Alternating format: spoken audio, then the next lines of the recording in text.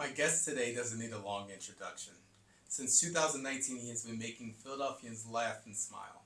He's arguably the funniest and most memorable news anchor in the game. So in July of 2024, we were all in full thoughts and prayers when we learned he had prostate cancer. A year later, he is cancer-free. Joining us in the studio is Mike Jerrick of Good Day Philadelphia.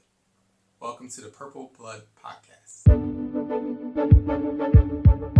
Welcome to the Purple Blood Podcast. Thank you. Thank you so much for being here. Of course. I'm going to start the podcast by saying something to you that no one has probably ever said to you. Oh, no. Which is, you remind me of Bernie Mac. What? And the reason you remind me of Bernie Mac is because when I wake up in the morning and I'm getting dressed, the TV is always on and I see your face.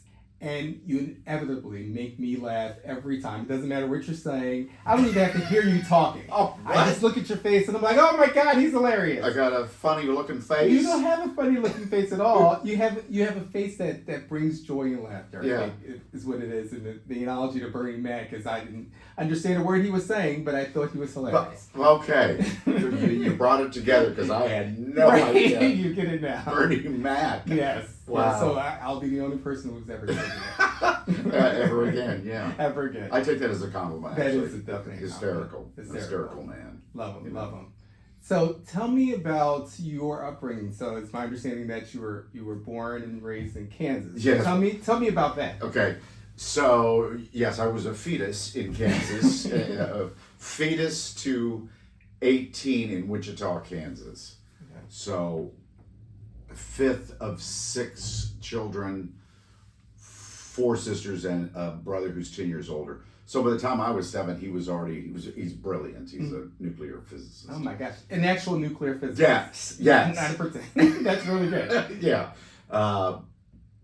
So I didn't really know him very well because at 17 he went up to St. Louis University, and I'm 7. Mm-hmm. So I only knew him as a guy that came back from school, from college. So I was raised by four sisters, a very strong mother, strong silent type dad. So the 4 sisters and this strong mother, I was surrounded by estrogen and. Right. But I loved it. And then I married a woman and had 2 girls, so I've been surrounded by, and 95, oh, look this up, like 95% of the people I've worked with in television, the producing side, women. Yeah. Yeah, you do really well with the women. I can tell the interaction is very natural. Well, it is natural from growing up with, all these sisters and mom of mine. Did you have any kind of interaction when you were in Kansas? Of course, you were a young person, so Yes. probably not. But with the healthcare industry, the medical field, did you have any issues where you had to go to the doctor? No, to this day, I've never broken a bone. Oh, wow, that's great. And I've never been rushed to the hospital. Oh. I mean, I had my prostate sucked out through my navel. Right. So I was in the hospital for that. Right. But not too much. Just my father had an aneurysm on his aorta, so I saw that. My first time seeing a ventilator down somebody, that kind of stuff. My sister had hepatitis. I mean, little things like that. Right. And then watching my children being born. That's about all I know. Tell me about the day you found out about your prostate cancer diagnosis, and you can tell me what led up to that diagnosis as well. Well, we have a doctor on our show, Dr. Mike. Mm-hmm. So I go for a checkup once a year, and he always takes a lot of blood. He's Dracula. Right. And the PSA level came back at a 4. Mm-hmm.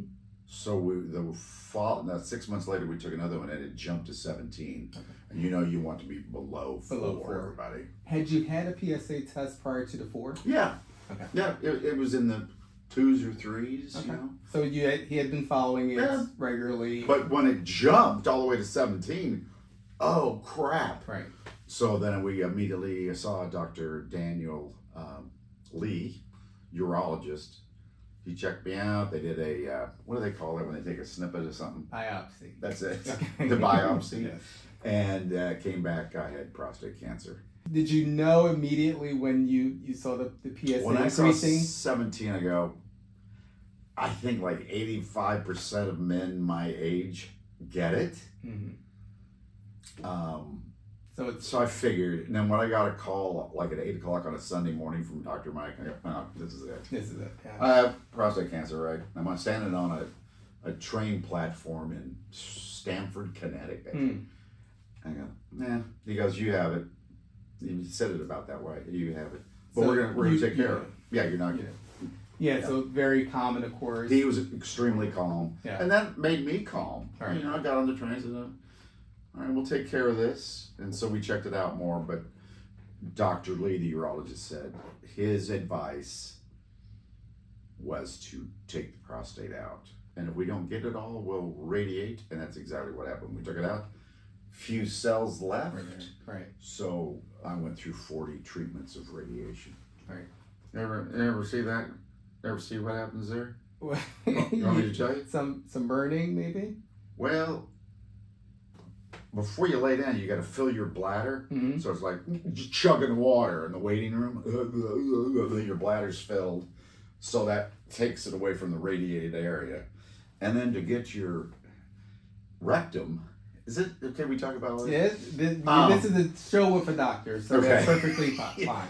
So to get your anus and rectum away from the radiated area, they pick this 8-inch little plastic tube with a balloon on the end of it, grease it all up, and stick it up your butt.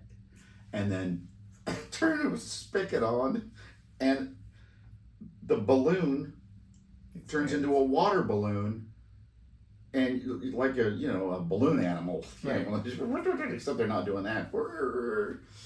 Yeah, and then they radiate for about 5-6 minutes. It spins around you on the table, and then they deflate the balloon, and I go home.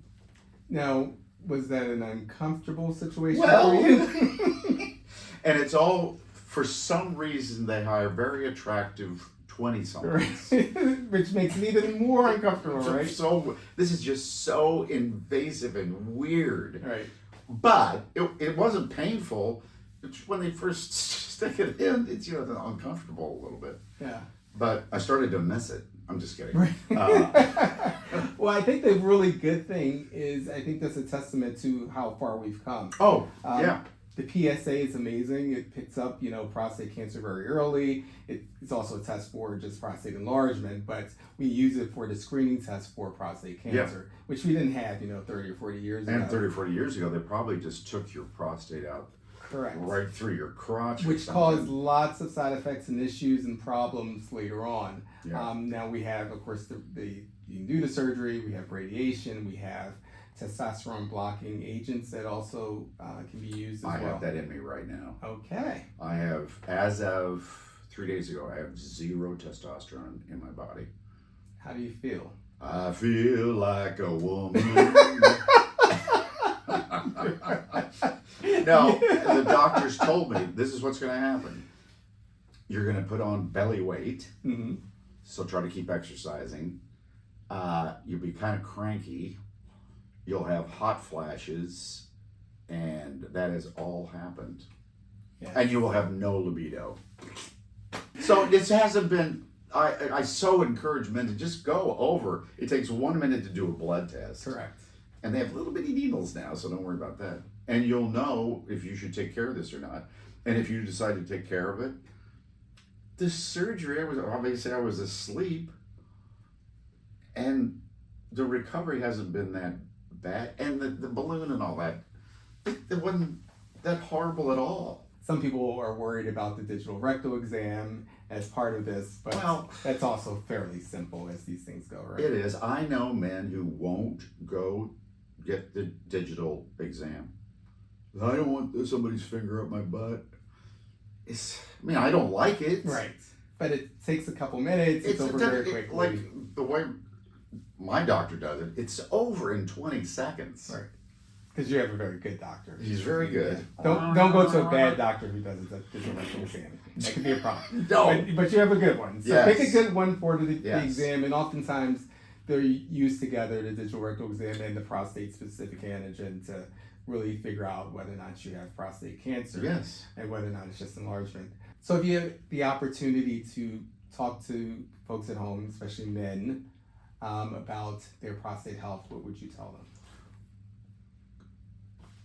Take 60 seconds of your life to have a little bitty needle put into your arm and get a PSA test and see if your level is below 4. And then you're good.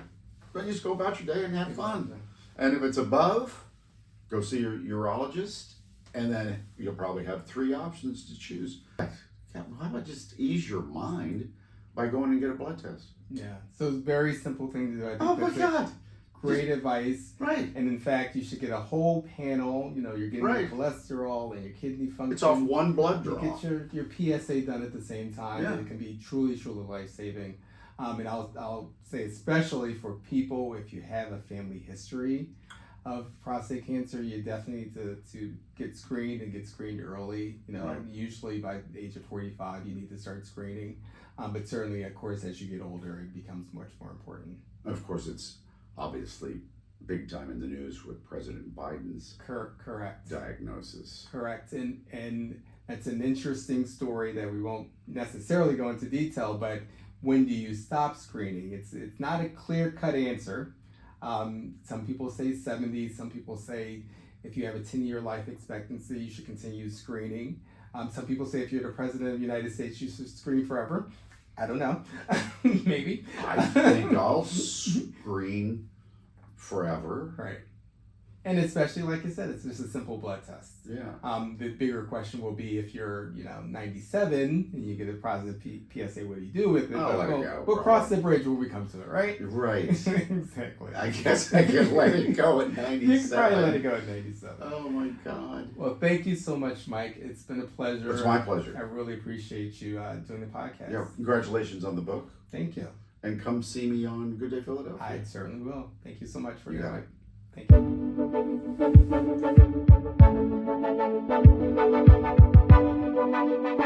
you.